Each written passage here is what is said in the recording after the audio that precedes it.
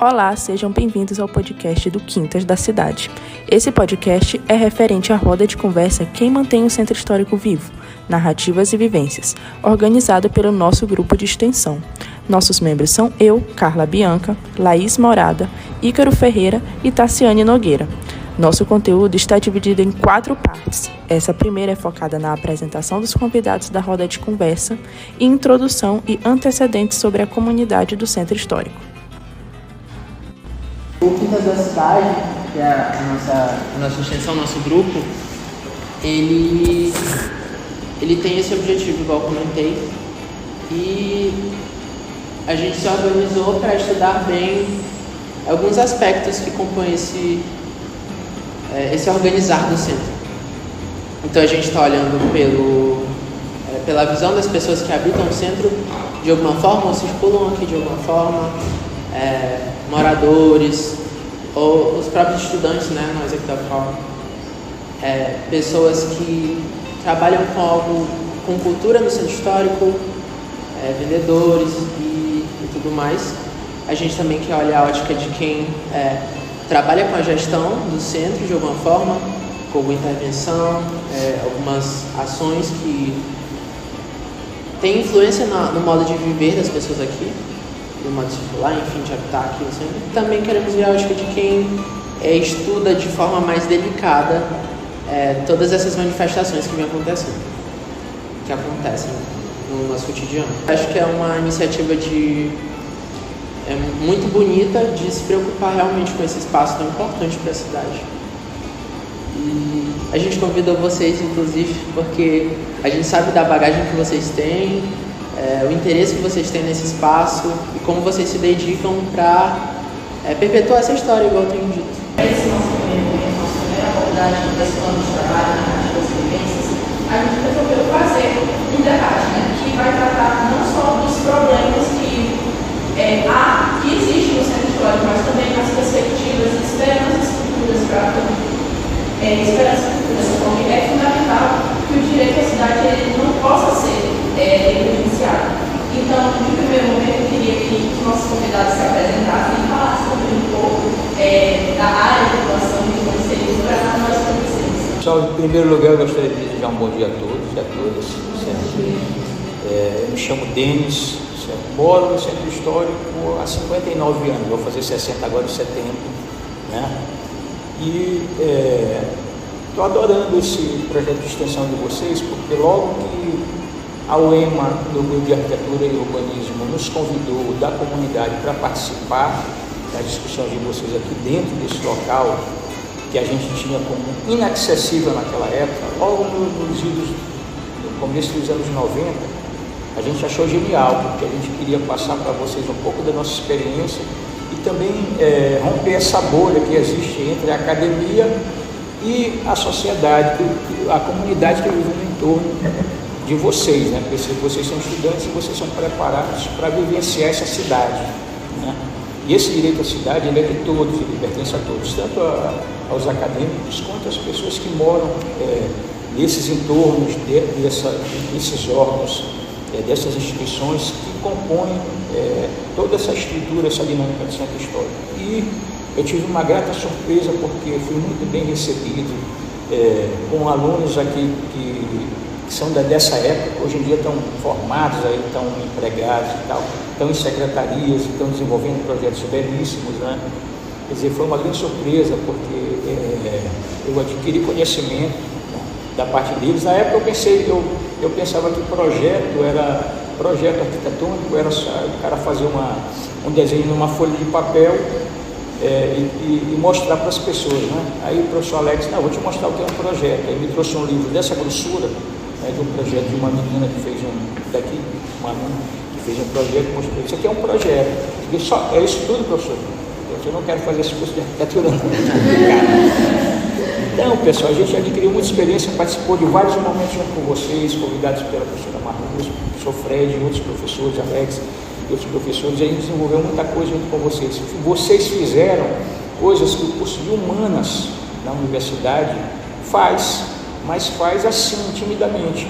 Vocês fizeram pesquisa de campo dentro do centro histórico, vocês visitaram Cracolândia, vocês visitaram as habitações que elas são consideradas cortiças aqui no Centro Histórico, né?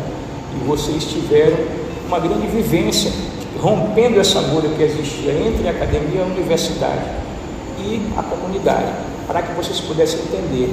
Vocês fizeram projetos para essa praça aqui, surgiram vários projetos, né?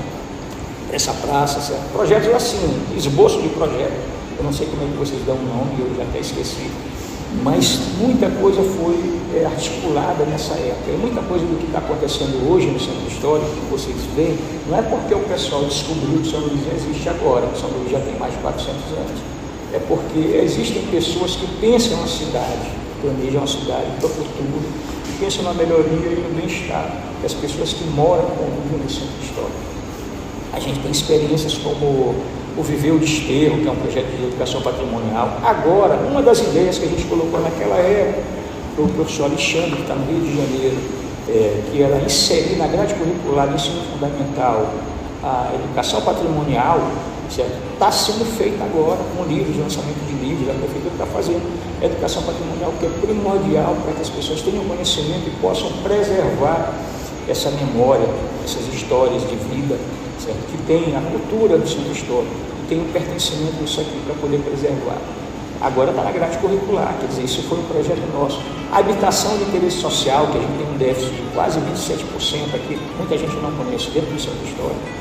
Nós, da comunidade, certo? Projetos como o projeto de Joãozinho Ribeiro, na década de 90, Teatro das Memórias, um projeto que foi aportado ali por recurso pela Vale. A gente conseguiu, o professor Alexandre pediu 5 mil, a gente conseguiu na primeira etapa do projeto 80 mil reais. Foi maravilhoso, muita gente, hoje são mães de família, são profissionais que estão ali na sociedade, que aprenderam muita coisa e eles vêm mantendo essa identidade cultural do Centro Histórico. Isso é muito importante. A gente tem uma luta muito grande por essa preservação, mas o nosso foco é o elemento humano, é o patrimônio humano que dá vida à pedra, que faz essa pedra pulsar, certo? E a gente sempre leva esse pensamento, essa ideia para os gestores, para os acadêmicos, para os professores que estão aqui, porque a gente tem esse sentimento de pertencimento. A gente veio daqui, eu nasci aqui no Desterro. Quando eu nasci, a maré vinha perto da minha casa, certo? Aqui aportava até navio, que Joãozinho sabe é mais velho que eu, certo? Tinha alvarenga, tinha oficina de alvarenga, tinha estaleiro de alvarenga aqui, certo?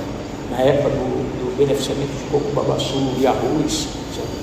E isso tudo foi transformado, houve uma transformação muito grande, mas o Centro Histórico em si ele ainda continua preservado, certo? Ele ainda continua preservado e a gente tem que manter essa preservação. Tem porém nessa história, tem, certo? Eu ouço muito a decepção de várias pessoas com relação ao Centro Histórico. O Centro Histórico acabou, não tem mais história, não tem mais poesia no Centro Histórico. Tem, a meu ver tem, né?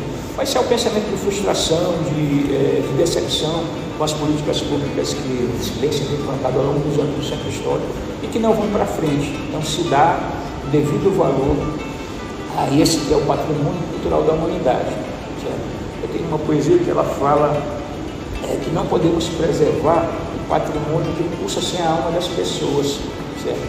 Que fizeram sua história e mantêm sua memória na vida do dia a dia, nos pés que calculam as pedras como as falhas da vida, certo? A gente é que sabe o valor que isso aqui tem. Todos vocês que conhecem o Centro Histórico, através dos roteiros turísticos, através, eu não sei onde todos vocês moram, né? Quer dizer, às vezes não visitam o Centro Histórico porque existe, às vezes, um estigma no conceito psiquiátrico junguiano, né? Poderia se dizer que é um inconsciente coletivo que é passado de pai para filho. Não vão para aquele lado, não sei se vocês já foram orientados nesse sentido, não vão ali para a Avenida do Desterro, porque ali só tem ladrão, certo? E drogado, então não vai para lá porque você vai ser roubado, porque o celular vai ser roubado e você vai sofrer. Quer dizer, fica lá na tua universidade, pega teu carro, vai para casa. Não é bom você fazer aquele roteiro. A gente vem sofrendo com esse estigma até hoje. Vamos diluir isso aí? Vamos. Tem a Praça das Mercês, que agora é um memorial da diáspora africana, que a Vale aplicou um recurso naquele painel, que é um painel belíssimo, né? Está tendo muita visitação, tem grupos de estudantes que vêm lá olhar isso aí, certo? Vem conhecer a nossa a nossa história ali. Foi o primeiro porto de escravos que teve aqui em São Luís do Maranhão. Eles aportaram ali, e ali tem, eu não sei se alguns de vocês já foram lá, aí vocês olham os nomes dos navios, quantos negros saíram da África e quantos chegaram vivos aqui. Quer dizer, tem histórias terríveis de navios que chegaram com 7 pessoas vivas, certo? E os outros foram jogados no mar. Quer dizer, é uma história que pertence a nós, a gente tem que preservar. E a gente vem diluindo essa percepção das pessoas com relação ao centro histórico, tentando fomentar esse turismo para cá, certo? Atualmente, a gente está com os Zabumbadas que vai acontecer 12 e 13, vocês estão convidados. É a terceira edição do Zabumbada aqui na Praça da Princesa. E estão ressuscitando aí o Maranhão Vai Festejar, com outro nome, certo? Agora vai ser Vamos Festejar, Maranhão Vamos Festejar, que vai acontecer do dia 17 até o final do mês. Quer dizer, isso é importante para a economia da cultura da cidade, e é importante para dar sustentabilidade, essa sustentabilidade que veio a partir do projeto Joãozinho, que é um cara que eu considero professor, ensinou muita coisa para a gente, certo? Deu o caminho das pedras para que a gente pudesse estar estendendo a corda para forçar essas políticas públicas, para que elas chegassem aqui de uma maneira que beneficiasse as pessoas, os moradores daqui do centro histórico, que esse título também ele trouxesse algum benefício para nós, certo? E a gente não tem nada contra projetos de habitação popular que fomentam a moradia para pessoas de classe média alta, certo? A gente é contra, não. A nossa política é moradia popular para pessoas de baixa renda. São essas pessoas que moram aqui no bairro do Esteiro, que trabalham com vendedores ambulantes, estacionam carro, que vendem picolé, sorvete, pipoqueiros, essas pessoas que não têm uma renda fixa, que vivem na informalidade. Eu atualmente estou como presidente da Associação de Vendedores e Vendedores Ambulantes do Centro Histórico, e a gente está participando desses 2 eventos. É complicado, porque é uma classe que não é organizada e ela não tem lugar de fala na sociedade. E ela é sempre criminalizada pela sua atividade econômica, que gera emprego e renda para centenas de pessoas e contribui para a economia da cidade gerando imposto, porque ela movimenta uma imensa cadeia produtiva. Não é só quem tem bar, quem tem restaurante e quem tem hotel que recolhe para o Estado. Se você comprar uma garrafa de cachaça, você está recolhendo mais imposto do que qualquer coisa. O imposto é muito alto. Então essas pessoas elas contribuem para a economia da cidade, para a economia da cultura, para o turismo. E são esses projetos que ao longo do tempo, ao longo de mais de a minha primeira gestão como participante de um grupo de pessoas que pensou a comunidade, foi na década de 80 ainda. A instituição chamava-se Unijude, União da Juventude do Esteiro. E lá nós tínhamos um projeto que distribuíamos 100 litros de leite por dia. Eu acho que nenhum de vocês deve conhecer esse programa no governo, na época do Sarney. E eles davam um ticket, como aquele ticket de passe escolar. A gente tinha as carteirinhas das mães, eram 100 mães, né? E a gente distribuía, eles iam lá com o ticket e recolhiam o litro de leite. A gente sempre pensou no benefício dessas pessoas que moram aqui. De certa forma, elas são preconceitualizadas pelo estigma da zona do Baixo Meretrício, certo? Quando vocês pesquisarem a fundo, empiricamente, ou então uma pesquisa mais profunda a respeito dessa vivência, como eu também sou pesquisador e tenho uma observação participante a respeito desse histórico, certo? Vocês vão entender o prejuízo que esse estigma causa para o desenvolvimento desse recorte geográfico do centro histórico. O centro histórico tem 16 bairros. Aqui esse pedaço é o mais importante, que é o patrimônio federal tombado, e a gente está dentro dele. A gente está na primeira planta da cidade, bairro do Esteiro. Então, todas essas coisas, eu acho que já me alonguei demais, né? Todas essas coisas, elas fazem parte do nosso cotidiano, da nossa luta, da nossa vida, certo? Atualmente eu estou aposentado, mas eu vivo para isso, certo? O pessoal sempre está me procurando, eu nunca fechei minha porta para os pesquisadores que vão na minha casa, para querer saber alguma coisa a respeito do centro histórico, a nossa vivência, a nossa militância dentro do centro histórico. Eu não digo nem que eu sou liderança, eu digo que eu sou uma pessoa que contribui para o desenvolvimento do centro histórico, porque a gente aprendeu assim, e a gente, tudo que a gente fez até agora, a gente está vendo resultado. A gente tem um primeiro projeto para cá para o Centro Histórico do prefeito Tadeu Palácio na década de 90, que chama-se Plano de Revitalização do Esteiro. Está tudo lá. Muita coisa que está acontecendo agora vem desse projeto que foi capitaneado pela Prefeitura Municipal de São Luís, com a participação da União de Moradores do Centro Histórico de São Luís, que era um pouquinho do Esteiro. Eu era o vice-presidente na época. E muita coisa que a gente não conseguiu lá por falta de recursos está vindo hoje, está acontecendo hoje.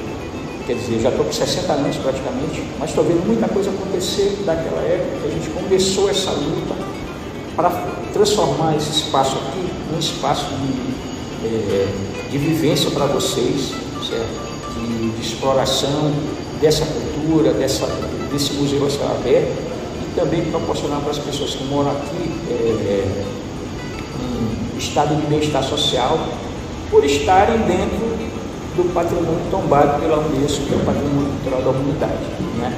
Essa é a nossa experiência. Se vocês quiserem fazer algumas perguntas a respeito da nossa participação, né? A gente trabalha em muitas frentes, né? E a gente teve bons professores que nos ensinaram e nos colocaram nessa posição de pessoas chatas, de estar cobrando do governo lá políticas públicas para essa área do centro histórico, né? E essa aqui é a nossa trincheira, por essa trincheira a gente briga há muito tempo. Cidade é minha paisagem, feita de tempo de mundo, de tudo aquilo que somos e do que seremos, enfim. Esse é um verso de um livro que eu publiquei em 2006. Eu considero uma das maiores declarações de amor da cidade de São Luís, chamada Paisagem Feita de Tempo. E eu iniciei minha fala com esses versos porque eu não moro mais no centro histórico, mas o centro histórico mora em mim. Ele vai morar por toda a minha existência. Porque essas memórias, que de vez em quando parece que a gente tem um pouco da emoção, puxa uma gaveta da vida e ela vai mostrando objetos e a história também que a gente carrega com uma espécie de saco de existência, né? Que a gente vai conduzindo por toda essa breve passagem por esta estação terrena. Por que eu estou colocando esses elementos iniciais? Porque o Denis já preencheu uma grande parte dessa sacola da existência que nós tivemos oportunidade de viver junto nesse espaço territorial aqui. Eu fui gestor cultural em 3 oportunidades diferentes, né? Primeiro, eu fui presidente da Fundação de Cultura de São Luís, que naquele tempo se chamava Fundação de Cultura, de Esporte e Turismo, eram 3. E nessa época, São Luís foi reconhecida como Patrimônio da Humanidade pela Unesco, em dezembro de 97, e eu estive presente em Nápoles, na Itália, junto com uma comitiva que presenciou essa assembleia e essa declaração. Eu também fui secretário de Estado da Cultura no período de 2007 a abril de 2009.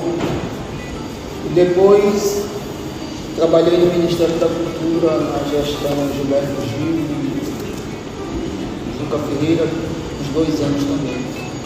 Eu estou só colocando esses antecedentes para depois a gente tentar localizar a nossa vivência, não só como gestor, mas como morador mesmo, como poeta, que hoje eu não sou mais nenhuma dessas coisas aí, eu sou poeta, compositor, e é isso que eu gosto de fazer na vida. Mas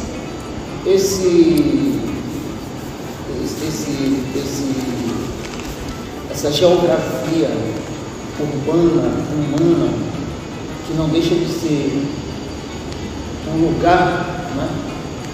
Esse lugar, quando eu assim chamo, eu estou muito afeiçoado a um conceito que o professor Milton Santos tinha de lugar. que ele chamava lugar e espaço do acontecer solidário. Veja bem, para diferenciar do lugar, a sala em que nós estamos, a rua em que... Mas é um lugar que vai muito mais além disso aí, né? Então, o espaço do acontecer solidário. Eu entendo que esse acontecer solidário só pode acontecer, só pode existir se houver, antes de tudo, essa capacidade que a gente tem de entender o que é humanidade. Eu me lembro que no tempo da Covid, a gente tomava uma opção de vacina para aumentar a imunidade, né? Para combater o vírus, né? Eu acho que a gente está precisando de alguma medicação para aumentar a nossa imunidade. Com essas guerras, com esse racismo, com essas misoginias, né? Com esses assassinatos de mulheres, com esse discurso do ódio, é difícil a gente falar em humanidade. Que dirá em patrimônio? E agora a gente quer falar, vai ser mais ousado, né? Falar em patrimônio da humanidade.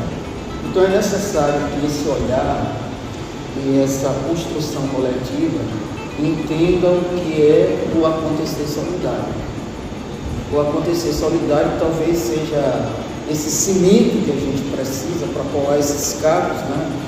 Quando o Denis fala dos projetos que a gente fez aqui, pioneiramente, com uma dificuldade muito grande, eu queria até já propor algum material que eu tenho em casa, e são muitos, né? A gente fez ainda com uma dificuldade muito grande, com aquele olhar, assim, digamos, de estranhamento do poder público. A gente fez aqui 2 semanas culturais no Mosteiro, que é uma riqueza, isso tudo está documentado, né? Uma riqueza de pessoas participando, muitos patrimônios que eu chamo, patrimônios humanos, que já foram embora para outro plano. As ações que foram feitas durante essas 2 semanas culturais no Mosteiro, no início do século, estou falando de 2001 por aí, né? 2012. Fizemos 2 feiras culturais da Praia Grande, onde nós ocupamos quase todos os espaços da Praia Grande durante uma semana, com tudo que você possa imaginar de discussões, seminários, essa história toda. E algumas a faculdade teve também junto, né? Outras a faculdade não teve pessoas. A professora Marcos Freire, de alguma forma, o professor Frederico. O Fórum de Desenvolvimento Sustentável e uma produção que serve até de referência. Eu me lembro que quando foram fazer, vocês se lembram daquele passeio serenata que descia o pessoal cantando e tal. Aquilo ali, na verdade, essa foi uma iniciativa que nós fizemos chamada Serenata dos Amores, que não tinha apoio nenhum público, no chapéu. A gente escolhia um momento assim importante, mas era tipo o nome daquela máquina do descascaralho que tinha na Glória de Deus, né? Que ninguém sabia de onde ela ia sair, mas quando ela ia sair, arrastava a multidão. A gente escolhia um local que tinha um significado histórico humano, né? Para a gente dizer que casa era aquela, da onde a serenata saía. E ela percorria cada vez uma trajetória diferente e desembocava lá no lado da igreja do Mosteiro, onde a gente, junto com o Sebrae, construiu uma pequena feirinha. E eu estou falando isso aí de 1999, 2000, 2001, e sem apoio nenhum. Era uma coisa bem mandente, bichotesca, mas que aconteceu. Eu estou colocando isso aqui também porque eu tenho esse material todinho, não quero morrer com ele, eu completei 69 anos. Quando eu tinha a nova medicina me deu mais 5 de existência, eu já estou no lucro já há algum tempo, né? Mas é que esse material é muito importante, ele existe, eu quero deixar com alguma instituição que possa fazer uso deles, existe, tem muitas fotos, muitas matérias jornalísticas, tem pessoas importantíssimas.